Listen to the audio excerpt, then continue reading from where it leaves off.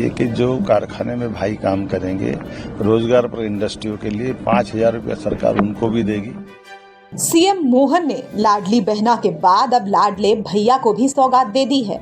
अब मध्य प्रदेश में युवाओं को मिलेंगे 5,000 रुपए।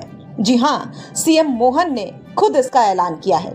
दरअसल प्रदेश में रोजगार पर उद्यमों में कार्य करने वाले युवाओं को सरकार 5,000 रुपए की प्रोत्साहन राशि देगी। उन्होंने कहा कि युवाओं को रोजगार देना हमारी प्राथमिकता है, हर युवा को काम मिले। इसके अलावा सीएम ने लाडली बहनों को भी खुशखबरी दे दी है। उन्होंने कहा कि दिवाली के बाद से लाडली बहनों को हर महीने 1,500 रुपए की राशि दी जाएगी। दो तरह से और योजना बनाई है कि जो कारखाने में भाई काम करेंगे, रोजगार पर इंडस्ट्रियों के लिए 5,000 रुपया सरकार उनको भी देगी, जो अपने मजदूरों के साथ श्रमिक बंधुओं को जो उद्योगपति देते हैं रोजगार पर इंडस्ट्री में, और इसी प्रकार से महिलाओं को 6,000 रुपया देंगे।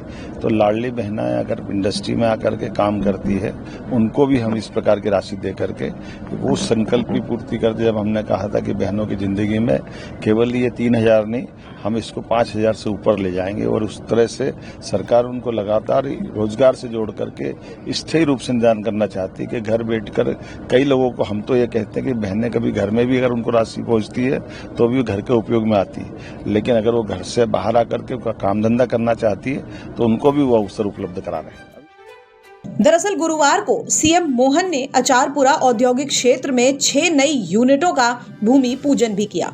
इस मौके पर उन्होंने अचारपुरा में 1 हफ्ते में पुलिस चौकी खोलने और उद्योगों में काम करने वाले युवकों को 5,000 रुपए की मदद देने की भी घोषणा की है। इस मौके पर उद्योगपतियों को आशय पत्र भी बांटे गए, तो वहीं लाडली बहनों को लेकर भी घोषणा कर दी गई है। फिलहाल सीएम मोहन के इस ऐलान के बाद युवाओं में खुशी की लहर है।